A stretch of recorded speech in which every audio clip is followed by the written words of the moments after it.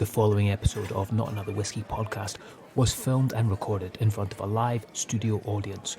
No whiskey drinkers were harmed in the making of this episode. Alright. Right. You guys ready? Let's do it. You guys ready? Yeah, I'm ready, man. Alright. Alright. Folks, and welcome to a special episode of Not Another Whiskey podcast this week. We're doing this in front of a live audience. Yes! That was really good. That was good. That was We good. didn't even cue them up for that. We didn't even tell them that we were going to do that, Daz. So as always, I'm your co-host, Mitch Beshard, and I'm joined by the one they call the Master Malt, the hostess with the mostess, the man who's got the whiskey diamond banter. Everyone give it up for Daz Haldane. That wasn't as good as the first one. Mate, obviously the podcast is more popular than you. I know. And well, look, it's a pleasure to be here. It's a pleasure to be in the Single Malt Whisky Society, or the Scotch Malt Whisky Society here in Edinburgh. And it's my job to introduce the second most handsome person on the panel. Myself. Thanks. No, it's me. No, that's me. And I'm Daz. I'm the co-host here at Not Another Whiskey podcast. And actually, when we were thinking about doing a live, we thought, where should we do it? There was a few venues that sprung to mind, but actually the Society's brilliant because it's got the right space, it's got the right rooms, and it's a great place also for us to have a few solid sherries afterwards as well, which is nice. But it's not easy to get hold of Mark Thomson, as you know, one of the whiskey celebrities, one of the big brand ambassadors. You know, there's always shiny lights and cameras following him wherever he is, and you know, it's not easy because, you know, as the second best looking person on the panel, you know, Mitch being number one, of course. Mark, you know, how does it feel to be, you know, outshone once every now and then, you know? How is it? It's just every day I get up, I have a picture of you two at my you? bedside. Right. It's, much to my girlfriend's annoyance. But, Yeah. Well, for anyone listening, and for you guys who don't know who Mark Thomson is, I met Mark about 15 years ago in London, I think it was. And he was working for Difford's Guide, I think, at the time. And he was doing Dramatic Whiskey, which was whiskey events, which was all about getting new consumers into whiskey for the first time. And actually, you were ahead of your time. You know, I'm going to pay you a compliment here, if that's all right. And it was brilliant. I went to a few of those events and sponsored them as well with brands like Highland Park and things back then. And since then, Mark's gone on and working on Glenfiddich, become their ambassador and become massively associated with the great whiskies that Glenfiddich makes. So, Mark, it's a pleasure to have you here, sir. Thank you very much for joining us. thank you. Thanks. That's the best thing you've ever said about me. That is actually. You're a hype man, In mate. 15 years. Yeah. Should bring him more often. Absolutely. It's a real honour to be here. And when the guys had said, I've listened to quite a few of their podcasts, not all of them, I will admit. Some of them are rubbish. This is why we're going to edit this. Yeah. It's also why I paused there. That's it. Make your job easy for you. But this was a really interesting one to try and get back together. And as we emerge out of the world that we've been in for the last few years, that we've all had different experiences of, I think this is a great thing. It kept me laughing, actually, maybe because I know you two so well anyway. But to do something live, I think this is a sort of hybrid of how the world will evolve moving forward. Certainly for ambassadors, where most of our work will be in person, but I think there'll always be an element which is online or something that can be recorded, unfortunately, for review later by my bosses. Yeah. But anyway, it's an honour to be here. I'm really It's looking great, forward to this evening. dude. It's great to have you here, man. I think before we get into these amazing drams that you've had here, just to let everyone know, it's kind of bad. I feel bad for everyone listening to this podcast because we are going to have some tasty Glenfiddichs. Do you guys enjoy the highballs to start off with? Yeah, all good. Very good. It's better with orange, eh? We were talking about this earlier because you know what it's like with highballs. Sometimes they put too much soda in. Often they go with lemon, and I usually make mine with lemon. But that is banging with orange. Is that a Glenfiddich specific thing? Or No, is it's not, but I'm glad they did it. One of the things with Glenfiddich, I always get, not always, but I'm tested quite often blind tasting a dram, which I'm sure everybody in the room has had to try and identify a dram at one time in the past, blind. And one of the things with Glenfiddich, which is underlying through all the characters, this little orange peel note. So actually, lemon is a little bit too fierce for it. And when I saw orange going this evening, I had nothing to do with it. I do think it works brilliantly well with it. And 35 mils in soda anyway is better than 25, which typically gets lost and washed out. And we're all alcoholics here, so we can handle 35 mils. And I think that the Lark Fire Sparkling worked quite nicely in that as well. Shameless plug. Who'd you get paid from? Guys? So Sorry, I have to call it out. let's talk about what we've been up to the last couple of weeks. Mark, you and I were hanging out at Spirit of Speyside, which was amazing. I know there's a few people in the room that were up there as well. What did you get up to up there, man? I had quite a lot, actually. It was the second one back. They'd started again in November, and the November one was really busy and really intense because no one had anything to be celebrating until that point. And this one came around with a little bit of a softer approach, but it seemed to be the one that everybody wanted to be involved in. So actually I was there for 5 days and had typically 2 to 3 different events every day. It was just brilliant to be back with people, and it didn't matter how tired you were. I spoke to a few people during it, quite seasoned individuals from the whiskey industry who I saw towards the end of the week saying, we just don't learn, do we? It's like, what do you mean? Well, I knew how hard this week was going to be, but still I'd look at my watch at 4 o'clock in the morning going, I'm still drinking. Just one more. Famous last words. I didn't do that. I got up and ran a few days, so I was sensible this time. But yeah, some great events that we were both at, and certainly some guests in the room that attended them as well. I was impressed with your little auction as well that you did. That was good. What was the money raised for that? There was a charity that's local to Murray called the Murray School Bank, which raised money for children with underprivileged children. Those that can't really afford school shoes or textbooks or new coats. And it's actually one of our guides at Glenfiddich that heads that up. And we had a charity auction on the opening night of Spirit of Speyside, which I was the auction master. Is that what it's called? The auction I don't master? know. What is it called? I think you just made that shit up, man. Sounds good. Yeah, it does. From now on, it shall always be known as the Auctioneer. I think it's an auctioneer. It's an auctioneer. Yeah. Oh, no. That's an engineer. The engine master. That'll be the engineer.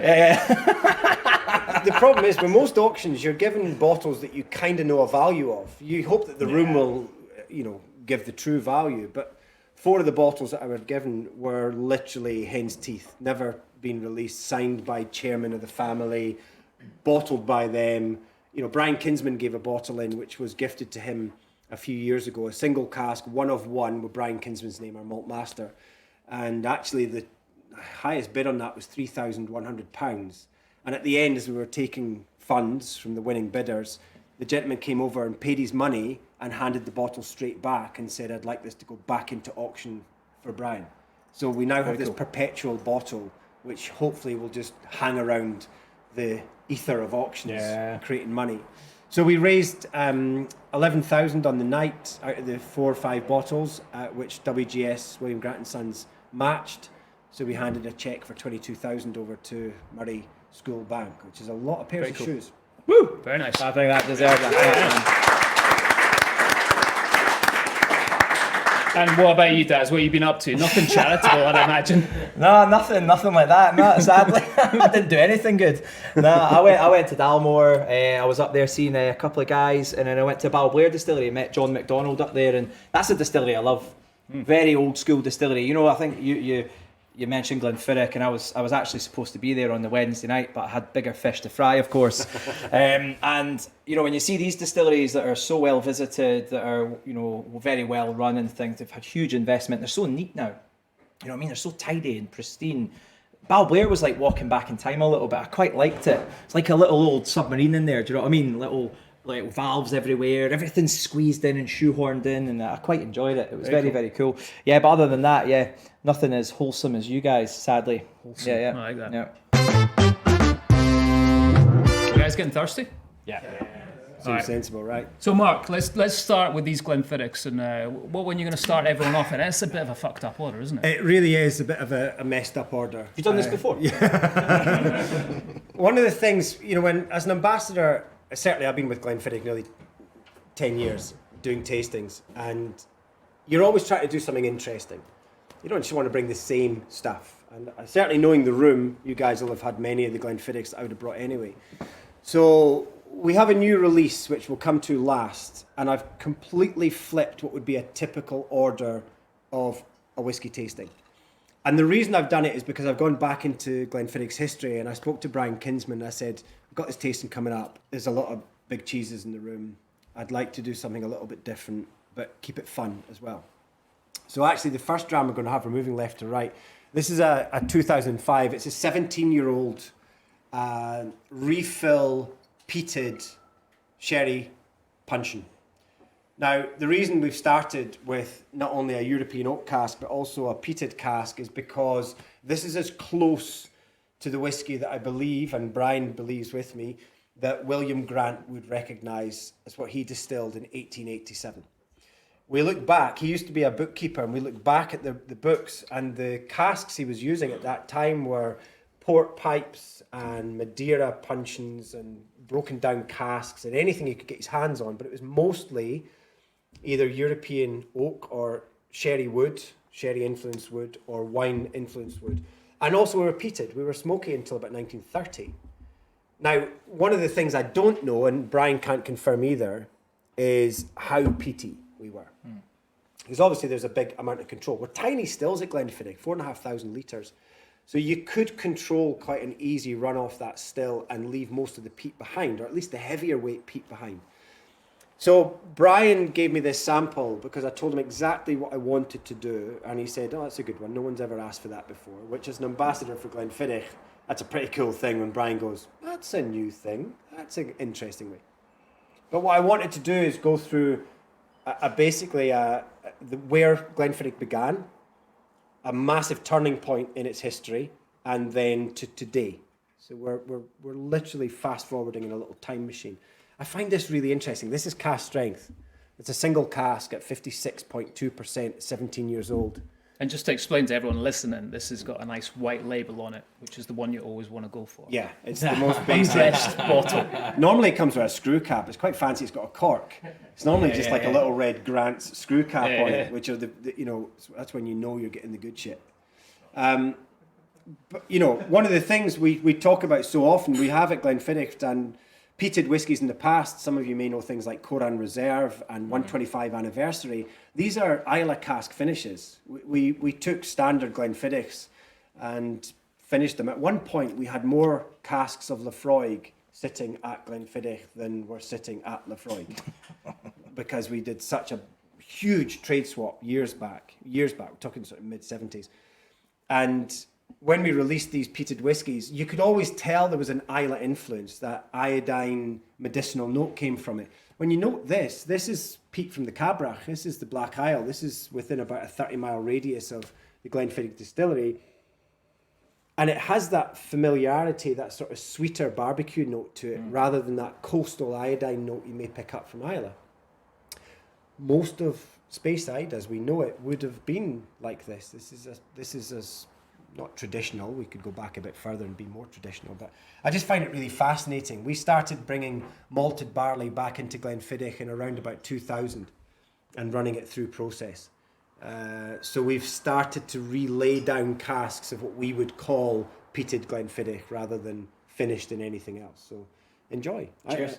Cheers. Cheers. Cheers. Yeah, I think Cheers, it's interesting. I mean, Cheers. I think there's a good conversation to be had with regards to terroir and peat, right? Because for me, it's definitely more of that bonfire as opposed to medicinal note coming through.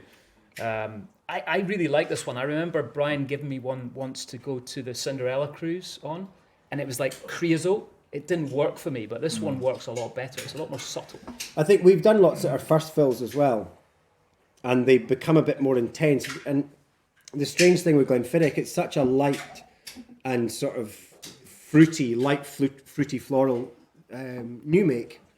When you start to introduce European oak in first fill form, it just smashes it apart. It's really difficult. But actually here, with that refill, you're starting to get a softness back in there. You can actually, well, I can smell Glenfiddich underneath this. It's in a different jacket and coat, but it's dressed slightly differently. But for me, I think it's a really nicely balanced example. Fire and Cane that we've got follows suit to this, but this is a much older cask. Weirdly though, William wouldn't have anything this old in his warehouses. The first casks he sold were 6 months old, but Brian was not forgiving me a 6-month-old cask of Glenfiddich to have a sample out Just of. to see, yeah. Yeah, the first one ever sold to the doctor in Balvenie Street, a full sherry butt of 6-month-old Glenfiddich. That's the very first sale to ever go through the books at Glenfiddich. What do you guys think of that one? Yeah? Very different, isn't it? That's the thing I love about Scotch whisky. Like, if someone put that in front of me and said, right, what is that? I'd be hard pushed to say it was Glenfiddich, even after working for them for 10 years. Yeah. That's because you weren't very good at your job. Yeah. Again, I kind of teed that one up. Really. Mitch has got a big toe for a nose. I could have said something else, of course. No one would believe you. Right, fucking calm down, you two. Sorry, mate.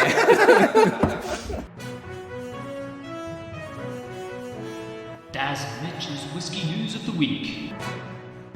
So at Spirit of Speyside, there was a big announcement, expansions. In fact, there was 3 big distillery expansions announced this week, PR-wise. You know, there was press releases went out. I'm sure there's a few more as well. Battlemore, Milton Duff and Aberlour. 3 distilleries, all expanding, and that'll be close to doubling capacity at most of those distilleries, I would imagine. So no signs of that slowing down. You know, when we thought that new distilleries opening was a thing that was going to start dying off, it's also the expansion of distilleries that are already operating as well, and they're not small distilleries, you know. Yeah. No. And then we've got, well, when I was up there, I was chatting to my friend Alan Winchester for a little bit just before the opening dinner and before he jumped up and did his auction. And he didn't tell me this at the time, but he's taken over as director from the Cabrick distillery. Mm-hmm. So this is going to be like this really sort of museum-style distillery up in the Cabrick. They're going to kind of look at how distilling was done back in the day up there. So which kind of makes sense for Alan because he's really into that whole illicit distilling thing. He was doing a lot with that up at Glenlivet when he was up there, and kind of close to you as well with Wayne Grant and Sons because I know the family's very involved in that distillery as well, right? The family are funding quite a lot of that. I think it was a discovery of a hidden distillery in a sort of hillock. It looked like a hill, and when the farmer excavated it, they actually discovered that it was a false hill with this, 1600s distilling equipment sitting in the back, and that's what spurred it on. And a few of the distillers around that area, realising how important it obviously is, have jumped on board. And so hopefully in the next few years, that is a big thing. Tourists have kind of forgotten about the Cabrick, but it's vitally important in that area. And that's a massive name to get on board with Alan Winchester. I mean, that's, absolute legend within the industry, right? Yeah. Glenfiddich, doing more good stuff for the world? Yeah, this week, in fact, yesterday, it just ceased the auction. We released during Speyside. Anyone get a bottle? Festival. Did anyone get one? I should have got one, but I didn't. Did you lose out? I lost out. Did you? Yeah, How much? 20 quid. I know. Mate, you would have expensed that as well. No, What's wrong with you? I know. I know. The Cooper's. Expenses toothpaste, man. Have you seen these? I've seen it. You can't fucking miss them.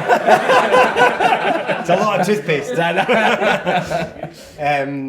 Cooper's Cask. Yeah, it was a bottle we did as a special release for the Speyside Festival. And again, following on to fundraising as wherever we can. It was for the DEC Ukrainian appeal.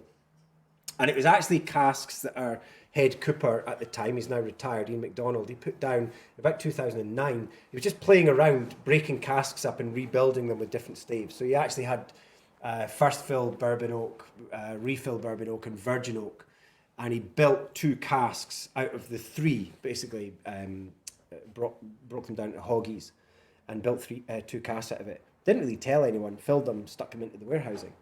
And we took these. He actually thinks there was some port pipe that he shaved down in there as well, but we can't confirm in there. So when we released the Cooper's Cask bottle, it was a release just done from the spirit from these 2009 casks. We put 460 from memory to auction at Whisky Auctioneer, and I've just had the figure in there. It closed last night, £150,000 raised, which will match. So that's a £300,000 donation to the Ukrainian appeal that we'll put in there. Bottle number 1, from memory, went for £5,060. I think bottle number 2 was around about £2,000. It just shows you, same liquid, different number on the bottle. Yeah, it's so cool. That's good. Another great thing that we've done there, just as a way, we've got the liquid. It's precious to us, obviously, but we've nearly 2 million casks of whiskey resting at Glenfiddich and Balvenie. So when things like this come up, the family feel important to be involved with. This is, a great opportunity for us. Brilliant, man. So that's the news for the week. Anyone else? Has anyone got any whiskey news that we missed? Woven's second release. Woven's second release, and Woven's in the house right now as well. Yes, absolutely. So Pete, tell us about that. No, don't. Do you bring samples? Yeah, he did. Yeah, jingling pockets. Mark, should we get on to dram number 2? Yes. do it. Yeah. So, again, going back as an ambassador, I used to always carry around bottles that people might not have had before or realise the importance of. And dram number 2, the palest of the 3, is actually a 1990s Glenfiddich, which we opened this evening. So it's been part of my collection for quite some time. I think I bought this new, actually, if I remember rightly. £2.71. And I'm a big fan of these older Glenfiddichs. I had an opportunity a while back because I was talking about bottle conditioning and the fact that you can probably immediately identify a whiskey which has sat in glass for quite a number of years. It has this kind of warehousey, weird, musty earthiness to it, and I love it. It's a funk, which is great. But it's a funk that I also know isn't in there because very, very fortunate to work with people like David Stewart and Brian Kinsman. David's been with us for over 60 years. And I wanted to introduce something to him and have this conversation about bottle conditioning. And I took a bottle of 1970s Glenfiddich in. And he picked up the glass after we'd opened the bottle and he put it to his nose and he went, aye, well, it didn't smell like that when I put it in the glass in 1970. And that's a great source of resource to have that person that actually put not only every drop of Balvenie that anyone's ever touched in glass in the world into the bottles, but the Glenfiddichs from 1960s onwards. So this is a really weird one. It's just prior to us standardising our 12-year-old, and we put the number 12 on a bottle in the year 2000, first time we put an age statement on it. It had in the 70s something called over 8-year-old, but we very quickly took it off. And even the word single malt, I don't think appears in this particular bottle. It might. It's pure malt, isn't it? It's pure malt. Oh no, single malt is here. It's added in. And this was an addition to these labels in about the 1980s. So even the term single malt isn't something that was ubiquitous around this time. So it's kind of a pillar for us because the green triangular bottle everyone thinks they know, but it has had different incarnations over its lifetime. So this was a bit of fun. It was just something I thought, you know what, it's a rarity to try something of that kind of age, and it's still a really fresh dram. It's still bags of fruit. It's like hay. That's that kind of funky. Like, It's for me. It's kind of soft fruits like strawberries that are just starting to go too soft to eat, but they're still in the punnet. They've still got the hay protecting them. It's got that kind of vegetal note to it. And I love these kind of whiskies. Well, it makes me think, no wonder, you go back to the 80s and think about the popularity of whiskey. Okay, we had a little bit of a slump around the 70s, but whiskies like this, how light and approachable they were. Yeah. And just easy drinking. There was no, yes, you could go across to the islands and you'd start to get someone a bit more robust. And if you went to blends, you'd mostly be dealing with an amalgamation predominantly of European oak and a bit of peat or smokiness, but this is kind of what we think of as a classic space cider. Yeah. Light and fruity and delicate, but it's actually really, if we look at where we came from to where we are now, it's a snapshot of what we think space cider whiskey should be. Yeah. And every distillery that we speak to and talk about older expressions, they'll have a point in their history like this, but they'll also have a point in their history like the first dram as well. So it's just a great conversation starter at 2:00 in the morning in a pub in Speyside. I'll tell you something. But it's whiskey, but it is. It's whiskies like this that make you really appreciate why whiskey became popular. Single malts became popular internationally, because it's a crowd pleaser, right? It's got tons of vanilla, juice. It's got malty softness, loads of orchard fruits, no spice, no stringency.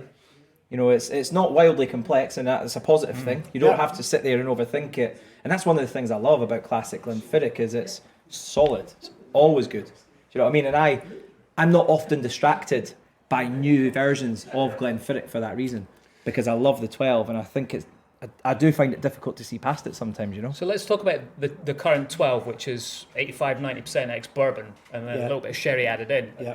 Do the family have the recipe still for what this was? So I spoke to David Stewart about this, and we could find it. But the thing, in that late 70s period, moving into the 80s and 90s, you were reusing European oak quite a lot. You're still getting a bit of flavour out of them, but no colour. So although this is as pale as it is, there will still be the use of refill European oak casks or sherry casks, along with other bits and pieces. It was more about the consistency of the flavour. You wanted to make sure that that's exactly what someone was getting. And at that time, you didn't have the cask management. We may have, but it wasn't ubiquitous in the industry that you had the cask management that we see today in distilleries, where wood management is coming out to the nth degree, and you're controlling that spirit from, bearing in mind as well, you're not, you're dealing with a lot of, even maltings that we would take our malt to at this time, probably not as highly regulated as they are today in terms of hygiene and loads of little things fluctuating around your production, which makes it really difficult to make a high volume product such as this consistent. Even the bottles, I've got loads of these at home, and I can line them all up, and every label is different. Every closure is different. Where the labels hit the bottle is slightly different. And you think to yourself, is this one a fake? I've opened loads that I thought were fake, and they've been just as good. Might still have been a fake, but they've actually managed to nail it really well. Totally. When you went to the hospital the next day, you're like, maybe that was a fake. That's interesting, man, which leads us really nicely onto the next section of the podcast. Now it's time for some interesting whiskey facts that definitely won't get you any new friends on a Friday or Saturday night while standing in a bar. Might work on a Monday or Tuesday though. There must be a few things about Glenfiddich we don't know. Yeah, there's a couple of things. We've just expanded, keeping it into the news. Has anyone been to the new still house at Glenfiddich? Yeah, Moa's been, yeah.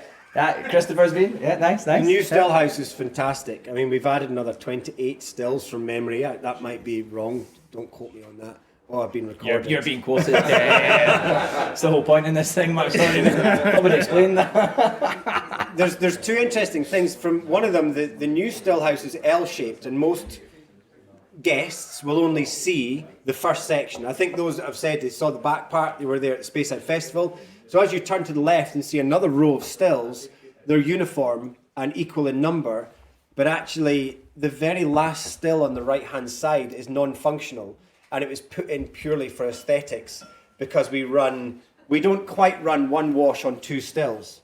And we worked out the maths, and we got to one shy of spirit still and the wash, and Brian Kinsman came in and looked at it and went, nah. So we built another still, which just keeps everything nice and linear. And for me, as someone who's quite OCD, I really applaud that. And good for Instagram pictures. The interesting thing is it's a slightly different colour because it's not running, so it's not getting the heat through the copper.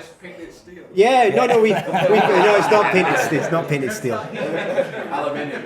Yeah. Even cheaper. I'm sure it is, but Forsyth still charge the same amount of money.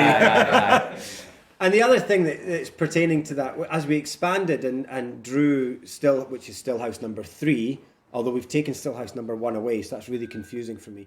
Stillhouse number 1, as we decommissioned it, we moved each pair of stills and wash across to the new Stillhouse, and then got those up and running before taking the next ones out of it. So we didn't just shut a Stillhouse down.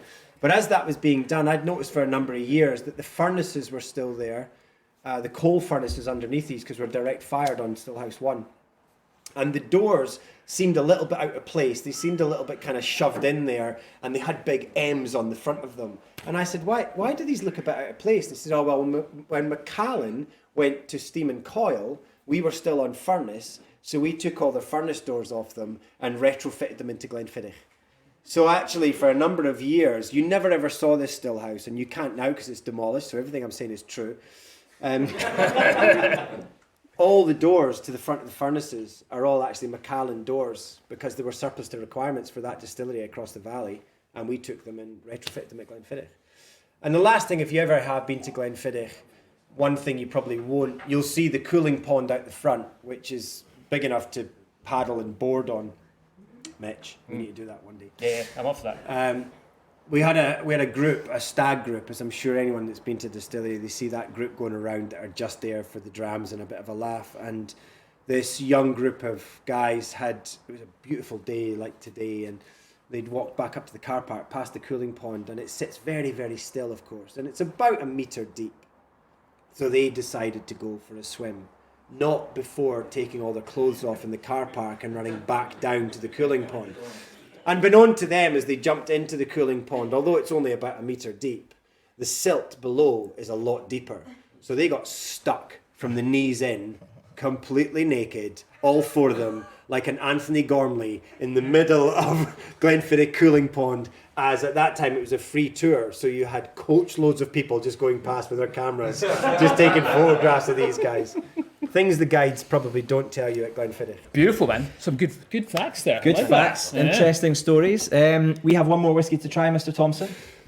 We do, and talking about facts, I've got very few about this one. You haven't found out about this yet at all, have you? So let me tell you about Glenfiddich, Mark. Yeah. This was touch and go a little bit on this one being released in time, and it's literally 24 hours into the market. It's one of the new experimental series. It's Glenfiddich number 5 experiment. It's called Orchard, and it's so new, I had to buy these out of a supermarket today. It is an amalgamation, as we do with experimental series, between two collaborators, Glenfiddich, and in this case, the Temperley family, who are down in Somerset, who make a Somerset cider liqueur.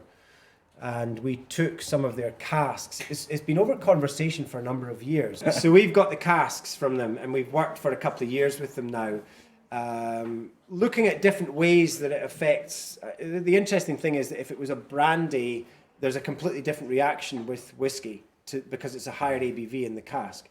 When you drop down the ABV and increase the sugars, you start to get a different interaction. And Brian's a big fan of wine casks for that exact reason, where you've got a slightly higher sugar, lower acidity, tannins coming in there, and less alcohol, which interacts with the oak. So it's not stripping out as much as you'd normally expect from a previous alcoholic or spirit content. So you guys are, unless you shop in a couple of local supermarkets, you guys will be the first people to actually try this. So I'm really keen. I remember, correct me if I'm wrong, but did the company not do like a press release by mistake that they were working with Glenfiddich a while ago on this? Yeah. And they got in trouble for it? I don't know if they got in trouble. But Glenfiddich weren't too happy about it. Was that the same company? Yeah. Yeah, okay. I love this. This is like, I'm going to go back to my kind of time in America here. It's like Jolly Ranchers, like Apple Jolly Ranchers in this. So this is at 43% ABV. It literally hit shelves yesterday. Press release is coming out soon for those of you that need a press release. This is available. It's more of a grocery play. It will come into on-trade. We had so many problems. Not just the production. But How long were the what was the time you used in the cask? 4 months, 3 to 4 months, like most things we do. Balvenie always extends longer. So just finishing it. It's just a finish in the cask, yeah. 3 to 4 months. So does anyone have any questions? Whether that be what style of underpants that Daz is wearing tonight? Well, first of all, I think it's genuinely like yummy. I think that's a good barometer. I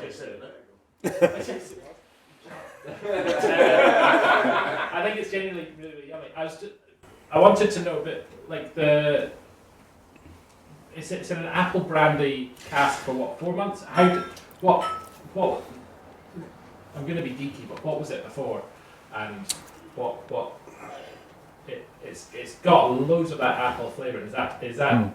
Did you try and make the whiskey to complement the finishing cask, or did you try and just shove a great whiskey into that and hope for the best? What was the process? Loads of good questions there, isn't there? Sorry. Let me see if I can get Brian on the phone. Okay, so the best of my knowledge, and I'll use this as a very sort of sweeping statement, when we approach anything such as experimental series, the final ending up of whiskey, the incarnation that we create, is typically a 2 to 3 year process. And in that, we will have tried many different styles.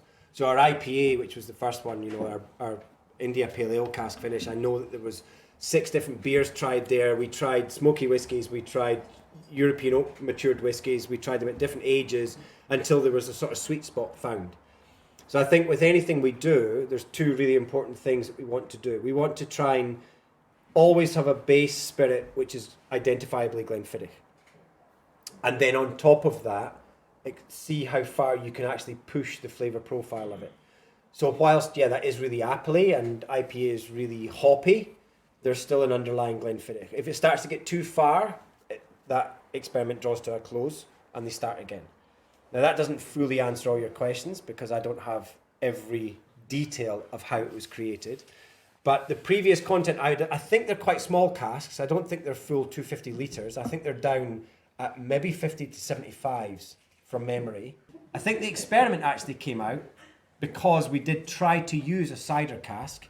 This is the thing with experimentation. We got into trouble for Winter Storm because the SWA went, there's no provenance to say ice wine casks were ever used to mature Scotch. And they went, there's no rule to say wine casks, and it's a wine cask. And they went, damn it. So they start to tighten the rules again. But if you've pushed that rule already, it's very difficult for them to revoke that. And it's a family business. I think that's the really important thing. The drive comes behind the family saying, this is important for the category of whiskey, not just this is important for business. Yeah. There are many trends that happen in the experiments where there's many trends we've seen happen in the experimental world of whiskies, and we've sat back or we've spoken to Brian and said, should we do this? And he's like, oh, we've done this. We did this 7 years ago. It's not really... I remember him saying that about tequila casks. Yeah. When the SWA rule came out, he's like, I've been doing that for years. It doesn't really work with Glenfiddich, so there's no point in us chasing that. We could do it because we've got casks sitting there, but you should taste it. I once had a dinner with him and I said to him, have you done any fish casks? And he's like, yep. How was it? Terrible. And then he said, probably the wrong type of fish we used though. And that's the key for when you go, just because it didn't work there doesn't mean you stop. I mean, it's definitely a world away from the other experimentals that have happened. I don't suppose we'd want to do anything that just fell into the vanilla of what we normally do. You know, if you're going to do something, do it. Try it. Be a little bit daring. You know, I speak to lots of people about Glenfiddich IPA cask, and some people go, I just didn't get it. It's not my thing. It's not my jam. I really don't like it. And I'm like, cool, that's fine. Oh, but I do like the 15-year-old, and I love the Project 20, and I like Fire and Cane. Yeah, cool. The difference now, I think, we see with the whiskey category and the whiskey world and whiskey consumers, I've been doing this long enough, so have you, Jamie, to know that when you stood at stands, people would walk past and go, Glenfiddich, I don't like it. Oh, which ones have you tried? The green one. Well done. Well done. We've got something like 42 different whiskies on the market just now, but you decided to stop at that one expression. Whiskey companies now produce such a breadth and depth of character and style from one distillery that you want consumers to go, oh, well, okay, I didn't quite like that, but I'll try this one. Oh, that's my bag. I like that. That's really different. And until we all get into that kind of groove of going, look, whiskey is about flavour. You might not like all of them, but you might like some of them. But continue to try and experiment and see which ones you get your groove on. And your cabinet may suddenly be filled with a load of brands you didn't realise you actually would like, but flavours that you get and understand. So each time we do an experiment, we know there's going to be a number of people that go, yeah, that's not for me. I don't know why you've even done that. Yeah, cool. Because at the same time, there's loads of folk going, that's great. And that's why we do it.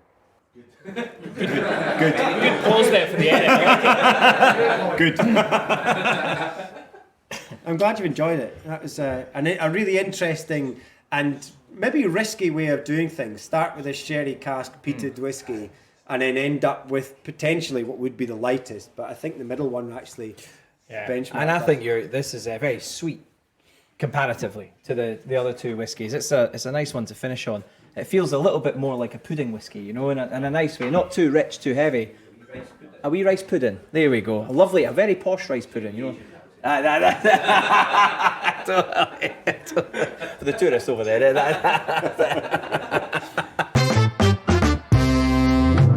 All right, Mark. Well, it was an absolute pleasure as always. Thank you for all the liquid. Thank you for being on the show. Thank you to everyone in the room. You guys had a good time? Woo! Yes. All right.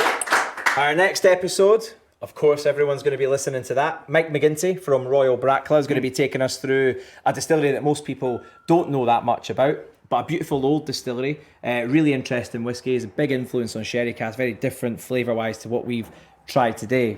Heavier, spicier, away from these kind of light, easy-going orchard fruits. So looking forward to that one, Mitch. Looking forward to that. Absolutely. What's happening after that? What's happening after that? That's the next episode, mate. I don't know what's happening after that. All right, okay. That's very good. We're not that You're the organised. schedule guy. Mark, we might have to get you back home. There'll be another experiment out there. There'll be another one. Totally.